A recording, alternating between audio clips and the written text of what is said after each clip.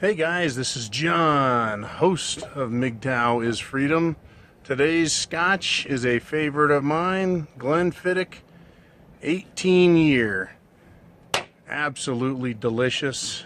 I know that there's a lot of scotches to choose from, and I'm going to make it one of my life's missions to try them all many times. Oh, heavenly. And to go with that scotch, a premium cigar. You know, sometimes I prefer to light my stogie with a match, a wooden match, sometimes on the stove in the kitchen. Sometimes I use a lighter, other times I use the propane, but today, MAP gas. You know,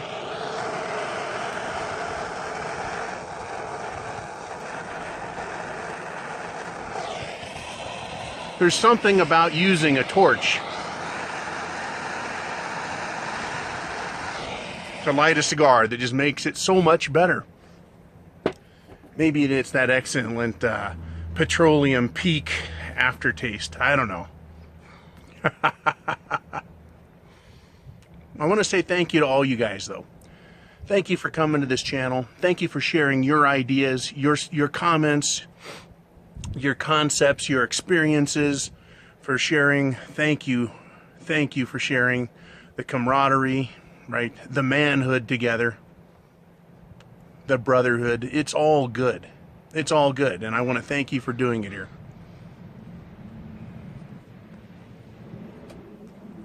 Good cigar, superb scotch.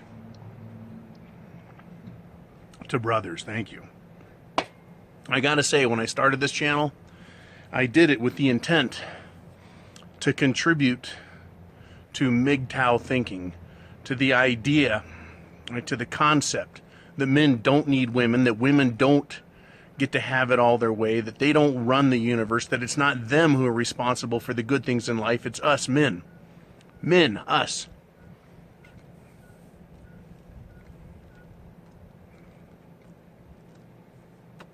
Very good. You know, and I think I've had fairly good success, right? I didn't know, in fact, I didn't think I'd be this successful this quickly in building a subscriber base where we could share stories and learn from each other. I didn't think I'd get the response out of men, that they would be willing to go out there and pump this out there, right? To share with other men, young, old, married, single, black, white, yellow, red, everybody, right? Every fucking buddy.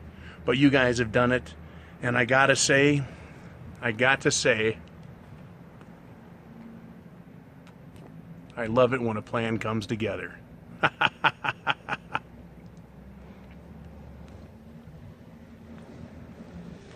And I see all of us just going from here, going up from here. There's nowhere to go but up, right? There's nowhere to go but up. Once you start learning concepts that are outside the scope of mainstream thinking, you're on your own. Man, it's stratosphere time. Who the hell's going to stop us? What philosophy can stand in the way, right? One that says you have to destroy yourself to know yourself? How about you have to be yourself to know yourself? Right? And speaking of philosophy, there's that great Greek philosopher. I call him Mgtocrates. Yeah, he lived thousands of years ago, but in his lifetime he already had millennia's worth of wisdom from men who came before him. And if we just look back and listen to what Mgtocrates had to say, you know, we can learn a lot. And one of those ancient stories, or myths rather, was the myth of the siren. That's right, the myth of the siren. I think it was talked about in Homer's Odyssey. Sirens played in a lot of ancient stories. Yeah, they're all over the place in that stuff. Because a lot of travel, a lot of adventure, a lot of manhood, manliness occurred while sailing around the Mediterranean. And at every port, there were women, prostitutes, who wanted men, right, to come to them. First off, they wanted money, right? They wanted money for sex. They wanted to pay their bills. But they also wanted men to throw themselves at them, to make ridiculous decisions for the women's benefit, right? Basically, to change their life and live another one that benefited the woman instead of themselves. These were the Sirens.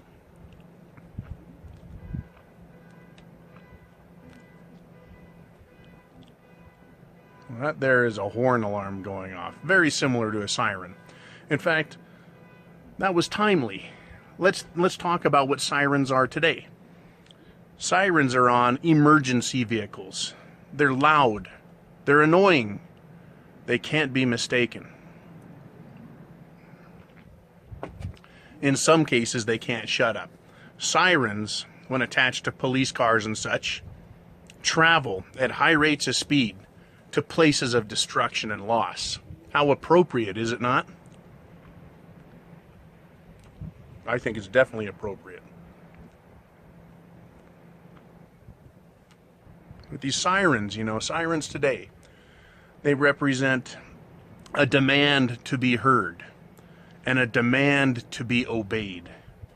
When you hear a siren, even if you can't see it, you're supposed to pull over and yield to it. Isn't that appropriate? The symbology is so rich, right? It just drips. It drips. But let's look at the ancient siren that our good buddy Mgtow talked about, that Homer talked about, and many other philosophers. Sirens were these creatures, and men would be at sea a long time, and they would have the need, right? The man need, that is, the need to conquer and fuck something. And that something, of course, being women. Unless you were one of those lucky Greek chaps that liked goats. But anyways, sirens, they were, men would feel the need for womanly companionship, and they would hear these creatures on the land, and they would be singing. They had beautiful voices, right? And it drove men nuts to hear those voices. Wow. If I could get an IV drip of that onto my tongue. All right. So the sirens would sing their songs, right? And the men on the ships would pine for them. They would long for them. They would desire to be with them. And many a sailor was coaxed off of his ship, and he would drown trying to reach the sirens. And if he made it to the land, right, they would fall on him and slay him.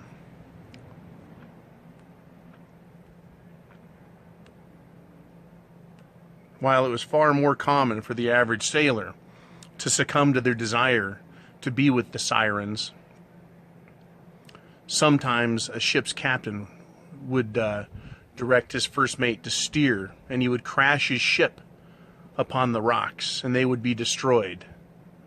And the sirens were never satisfied. They could wreck 100 ships in a day, and they would always want more.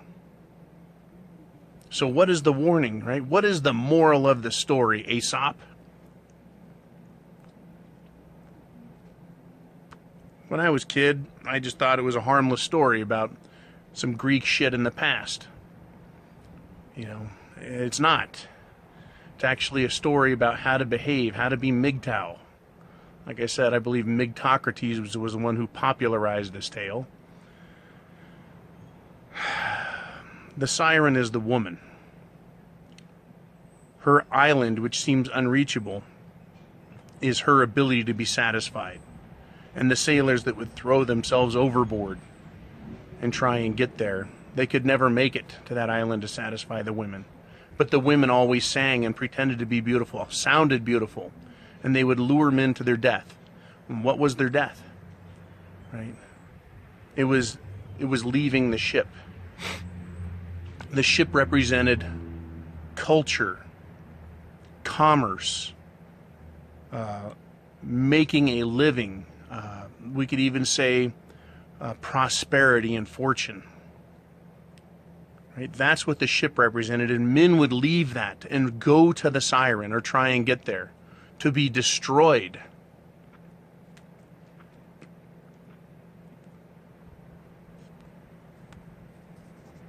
Don Diego, Maduro wrapper. Yummy. So men would leave the ship always to be destroyed by the Sirens. And if they were lucky enough to get to them, the Sirens would fall upon them and kill them. I don't know if the Sirens actually fell upon them and killed them, or if I just think that in my head because I know what Sirens are. Well, anyways, to continue the story, and the example of the ship's captain, who turned the entire ship towards the island, or the reef where the Sirens were, he would crash his ship upon the rocks, not only destroying the ship, its valuable cargo, the men upon it, and himself. It's representative of a lot more than just a single man. The ship can represent a business. The ship can represent a family dynasty. The ship can represent a nation.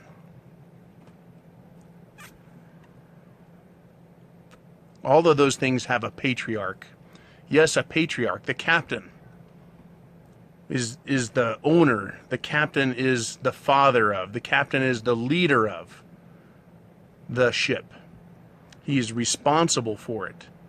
And so when the leader of a ship, the leader of a family, the leader of a business, or the leader of a nation steers his ship towards Sirens, destruction follows. I don't think I can be any more clear about this when drawing an exact parallel to our world today. We as men hear sirens. We hear them, and they lure us, or they try to go to them. And what is waiting for us? Destruction on the way to satisfying them, to try and get what we perceive as some sort of happiness because of the beauty of their voices. And I gotta fucking tell you, a hot ass is undeniably a hot ass. A great rack is undeniably a great rack. A pretty face is undeniably a pretty face. And a beautiful voice cannot be denied for what it is. But to get those things, destruction.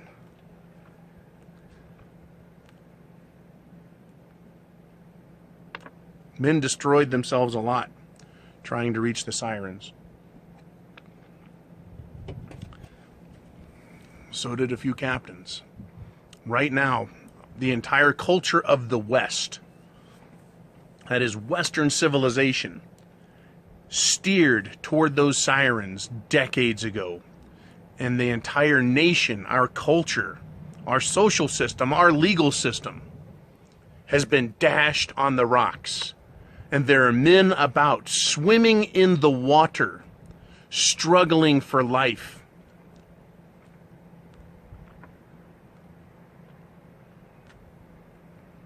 Struggling for life. That is what men are today. We are without a leader in this nation. We are without a leader in our culture. Socially, men are cast about in the waves, being battered and bruised, drowning, smashed upon the rocks, and then when they make it to the shore and find the women, they are slaughtered for their efforts by them, enslaved by them. Oh, the Sirens promise with their singing, with their voices, with their bodies, they promise heavenly delights.